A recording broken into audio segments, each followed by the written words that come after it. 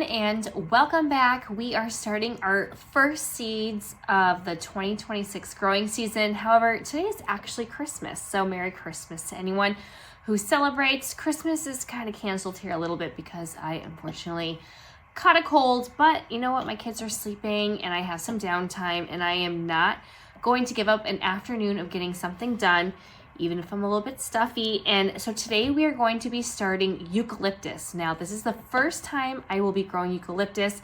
I have bought it in the past from the nursery down the road, and I was able to get a few stems from it because we have a really short growing season. I wanted to give eucalyptus a try and then even see if I can possibly overwinter it. It's a tender perennial for the zones, I think 9 and 10 maybe, and I am zone 6A. So I've been trying to do some research on how to overwinter it by putting leaf mulch and tarping it. So we'll see, but I mean, first we just gotta see if I can grow it to begin with. So hi, if you're new here, my name is Kristy. I am located in Western Massachusetts, zone 6A, and we are deep diving into getting ready for the cut flowers that I will be growing in my backyard to sell for my roadside flower stand. So I have 2 different types of eucalyptus that I plan on giving it a whirl, and that is Silver Dollar and Baby Blue Bouquet. So we're going to see if we can start these. Now, I was reading the back, I got mine from Johnny's, and it says that you should start them 8 to 10 weeks before planting out. Well, let's be honest, it is December 25th, and we are way ahead of that. But I do have a really short growing season, so I'm hoping I can baby them and I can plant them out mid-May. So we are like 5.5 months ahead of schedule. So I would say that's well past the 8 to 10 week mark, but we will see how we do with these. So each pack has 50 seeds. I do have some 40 cell trays that I will be using. I hope to maybe just save 10 seeds from each of them just in case if things are not going right. So we'll see how this all goes. Now, I do have some notes since this is my first time growing it. It does say on the Johnny's website, that's where I usually get all of my seed starting information, is it can take anywhere from 7 to 10 days to germinate if you have it at 75 to 80 degrees Fahrenheit for the temperature. So I do have a little probe that I will be sticking in when I place them on my heat mat, or it says you can do 14 to 21 days to germinate if you are growing it at between 65 and 75 degrees Fahrenheit. So since I do have 2 smaller heat mats and with the lights it does get fairly warm, I plan on doing the 75 to 80 degrees Fahrenheit with the humidity dome. So hopefully we'll be able to speed up germination because I do need to get my Lisianthus going. I was hoping to do that first. However, I am waiting on my humidity domes to come in, and that is going to be after the holidays. So it says to provide high humidity during germination for best results. And it says to cover seeds lightly at the time of sowing. So I do plan on using vermiculite. I love using vermiculite, especially because I grow everything in my master bedroom and we have these amazing windows. But once it starts to warm up, it gets very warm and humid in our bedroom. And with that being said, the temperatures rising during the day when we don't have the AC running the whole entire time, I do have sometimes algae growth, so I definitely love to use vermiculite, especially since of the growing conditions here in my bedroom. It says to bottom water or mist, and seedlings do not like their roots being disturbed. So I am choosing to do them in a larger cell tray, and then if I do have to bump them up, I do have some 2 or 3 inch pots I can bump these into, which I found really good last year when I was bumping up like my feverfew, dahlias. It was good for my echinacea. So that is my game plan, and it says to harden off and transplant after the danger of frost. So that will be anywhere after May 10th or 15th for me.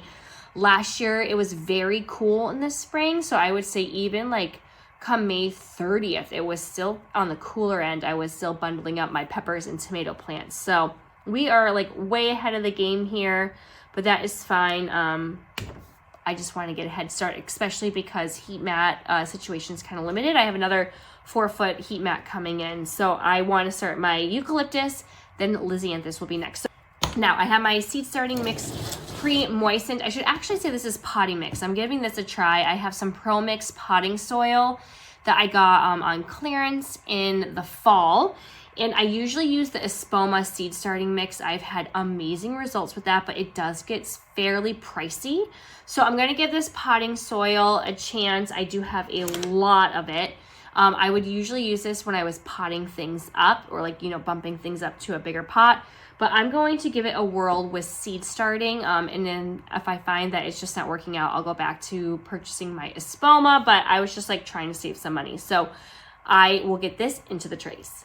All right, so when you are filling these in, as I mentioned, I like this pre-moistened, and I like it so if I squeeze it, it will still hold its form, but it won't be having all these water droplets coming out of it. And I like to give everything a good little press. I do have a tray underneath, and I've been using these for like 2 years now. I just bought these on Amazon, and they are great, especially if you don't want to have like a full like 72 count. I find these like 41s nice, and I can fit more of them on a heat mat. So I like to give it a nice fill, and then I will go in with my hands and I will just gently push them in. You want to get rid of any air pockets, because if you don't and you start to bottom water, it will cave in, and then you could dislodge any of your seeds, or your seeds just won't have like that much medium to grow in. So I just do that a couple of times. And then if I find any of the larger chunks, now this potting soil I love Pro Mix. I use Pro Mix a lot when I would do my vegetables as well. And I just like it because it's not like chunky or anything. So I give it a nice little good firm press for the second time around. And then the third time I just lightly add it in with a smaller press, because I don't want the seeds to have anything to compete against. But this is actually fairly good and nice and soft, so they should be okay. And then there's not too many big pieces of perlite, which is also nice. So again, this is just some of the Pro Mix potting soil that I got on sale, I think at Walmart, when they were like super duper cheap. So I was pumped, because if I'm going to be growing a lot, I don't want to be spending a ton on seed starting mix. All right. So that looks good for number one. You also want to make sure you have your plant tags ready. So I'm going to fill this second one, and then we'll get planting. All right, so now that everything is nice and pre-moistened, we are good to go. So we are going to start with our silver dollar. Now it does say that you should cover them. So I do plan on using some vermiculite. I love to use vermiculite on top of everything. Again, it just helps with that algae. And I will have a fan once they start to germinate. They are super tiny, but actually kind of enough so that way you can, and I forgot to just lightly tap these in. So I am just going to do so, because I don't want anything to get lost in the shuffle. And it feels so good to do seed starting again and getting your hands dirty. I have missed it. I have winter sowing that we will start with some of our perennials this year. I do plan on putting some more perennials at the school that I work at. So I have a lot of coneflower I want to get going. All right, I'm just going to do this one too. I always like to just give it another good press down for good measure. That way, I do like to mist everything until everything starts to germinate. And even when the seedlings are tiny, I will still mist everything before I bottom water. All right, that's good. All right, so again, super sticky, my goodness. We are gonna do one time. You can do a toothpick method, but I just find that super time consuming. So I am just going to see if I can just take one and place it down and hopefully give it some contact with the soil.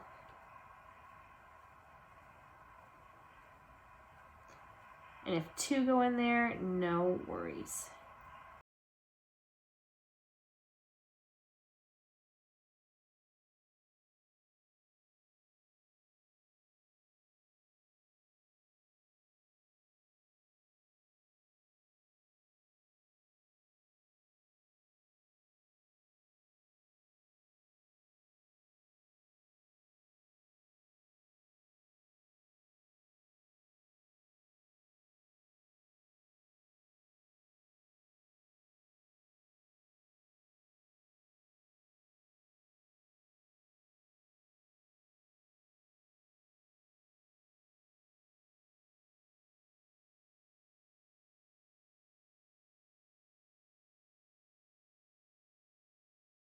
These are all good to go. I'm going to give them a good little misting first, just so they can get some good contact. I'll put vermiculite and then I'm gonna mist them just once more for good measure. And I just get like a cheap spray bottle from like Walmart.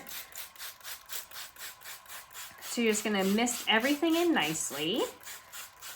And then again, I'm gonna do it one more time with the vermiculite on top, just so that settles in nicely as well. I just like to make sure I spray it, so then that way they get a good contact with the soil. And then we're gonna give them a good covering, especially because they will be in here for a long stinking time. But it will save me, like, I think it was like at the nursery down the road, I think she was charging like $12 a plant. I got them for sale for $8 at the end of the year, and I still only had a few stems. They weren't that big. I know that I've read that the second year usually you're gonna get bigger ones, so I'm really hoping I can figure out some way to overwinter them. But since we are not getting our trees cut down, it doesn't look like this spring, I am going to maybe have to hold off on overwintering them till next year. So this will be a nice experiment to see if I can get everything going. All right, so then I'm really gonna make sure I spray these in good. It helps settle the vermiculite, and then also gives everything a nice watering, and then it'll help with the humidity once we get them on the heat mats.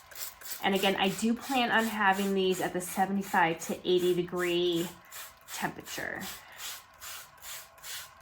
All right, one down, one to go.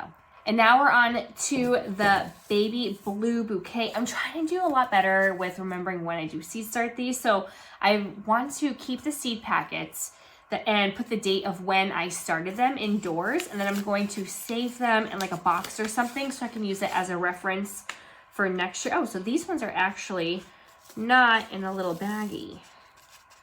Because sometimes I do start things and I forget to mark them on a calendar. And then even though I do have the tags, I have them just jumbled up in a bin. So I'm trying to do a little bit better with seed starting, because I kind of seed start on the go. So let's get these ones in. And a toothpick would probably be a good idea. I just do not have the patience. And I'm definitely someone that likes to overseed. If you're new here, you'll find that happens a lot.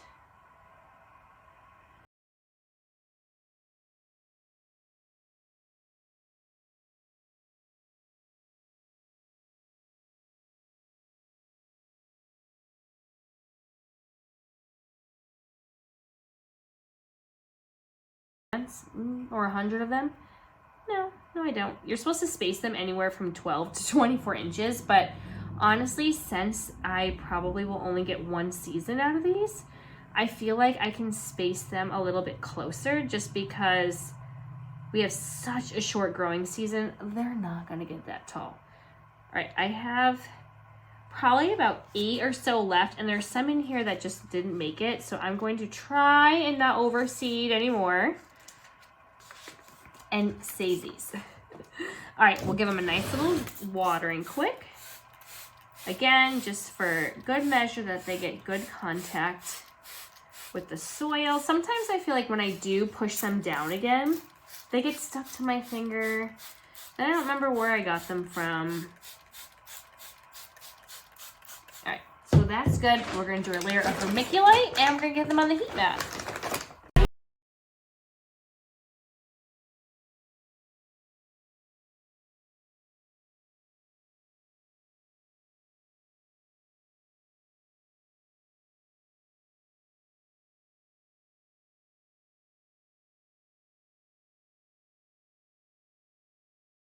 All misted in nicely. We're gonna get them on the heat mat between 75 and 80 degrees, and then hopefully they'll take around that 14-day mark instead of waiting 21 days, because we definitely want to make sure we can get some more of our perennials started soon, so I don't want to have to wait 3 weeks on these. I also will make sure that I do mist them every single day. I like to go in and just give them a quick mist. That way it stays nice and humid. When I have the humidity domes on, I have these right here. And then what the best part about them is that they do have these little adjustable dials on top, so I can let some of that humidity out if I feel like I need to, especially on warmer days when I'm starting things, say in like, you know, April, I might have them open a little bit more. So I do have my humidity domes on, and we're gonna get them on the heat mat. All right, and don't mind the mess, but we have 2 separate smaller heat mats, and I do have this going up to 75 degrees. Now, normally I would put the probe inside, but then it gets all jumbled and I always lose out on a cell. So I'm just sticking it right underneath. These usually get about 75 anyways. My second one is down here. I do have a larger 4-foot mat I plan on using for my Lisianthus, and I only left one of my lights on. I disconnected the other ones, but hopefully they will live here happily for a little bit, and I will keep you updated. All right, and just like that, in one quick nap time, we were able to get eucalyptus started, 2 different varieties, so fingers crossed this works out. I'll definitely give you an update when we're into about 1, 2, or possibly 3 weeks in. Let you know when germination happens and how I plan on keeping them alive for this long. So if you're just starting out, please let me know if you've grown eucalyptus before, especially if you're in the cooler zones like I am. Again, I am in zone 6-8 in Massachusetts. I would love any tips or tricks. That would be amazing. And if you would like to stay updated, go ahead and click like and subscribe and hit that bell button, and I'll see y'all next time. Happy gardening. Bye.